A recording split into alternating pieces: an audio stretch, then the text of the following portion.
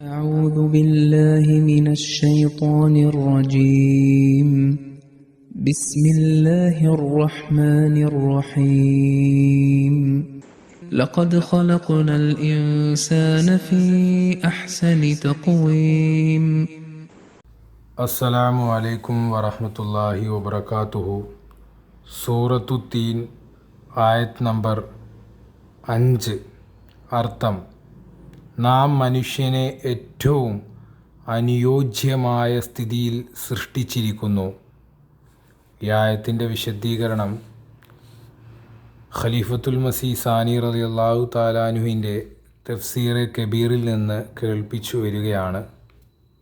മുൻപോട്ട് ഖലീഫത്തുൽ മസീഹ് സാനി റളിയല്ലാഹു തആല അൻഹു പറയുന്നു,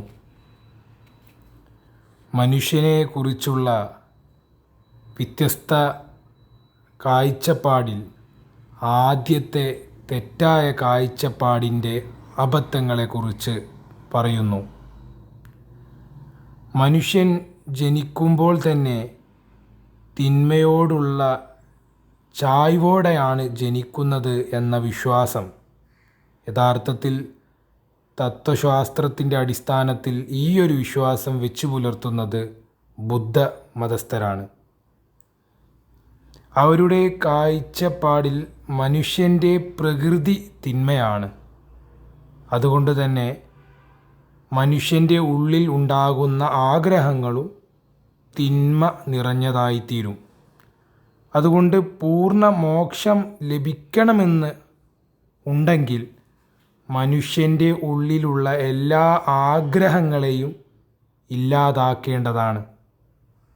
ഏതുവരെ ആഗ്രഹങ്ങൾ ഇല്ലാതാക്കാൻ സാധിക്കില്ലയോ അതുവരെ പൂർണ്ണ മോക്ഷം ലഭിക്കുകയില്ല എന്നതാണ് അവരുടെ വിശ്വാസം.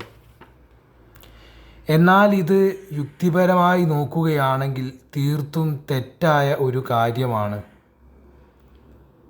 കാരണം ആഗ്രഹം എന്ന് വച്ചാൽ എന്താണ്?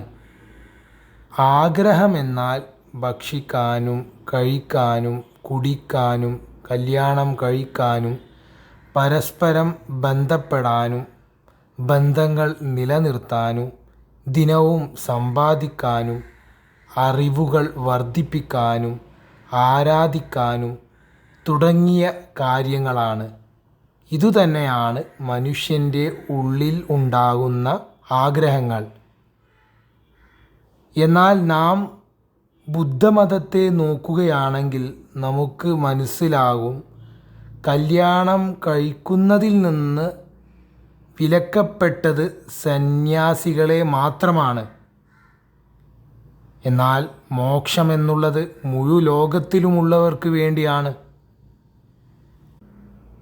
ഇനി അഥവാ മോക്ഷം എന്നതുകൊണ്ട് ഉദ്ദേശിക്കുന്നത് ഒഴിവാക്കുക, ഇല്ലാതാക്കുക എന്നാണെങ്കിൽ ഏതൊരു ബുദ്ധമതസ്ഥൻ, ബുദ്ധമത വിശ്വാസി വിവാഹം കഴിക്കാൻ ആഗ്രഹിച്ചാൽ അവൻ്റെ മോക്ഷം എങ്ങനെയാണ് സാധ്യമാവുക?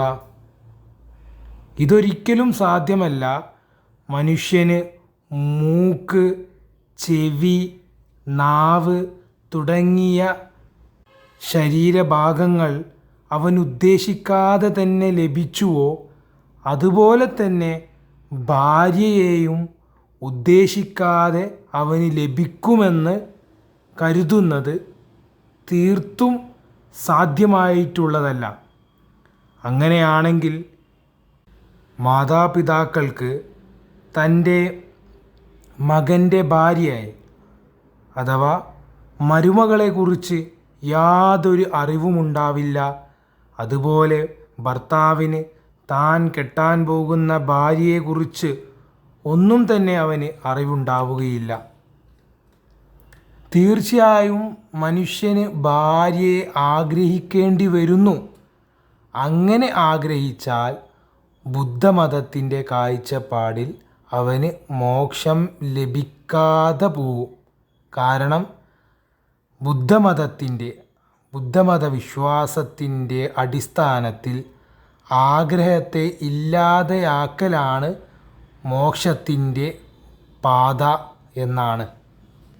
ഇൻഷാ അല്ലാഹ് ബാക്കി ഭാഗം വരും ദിവസങ്ങളിലെ ദർസുകളിൽ കേൾപ്പിക്കുന്നതായിരിക്കും. വാഖിറു ദഅവാനാ അൽഹംദുലില്ലാഹി റബ്ബിൽ ആലമീൻ. ജസാക്കുമുല്ലാഹ്. അസ്സലാമു അലൈക്കും വറഹ്മത്തുള്ളാഹി വബറകാതുഹു.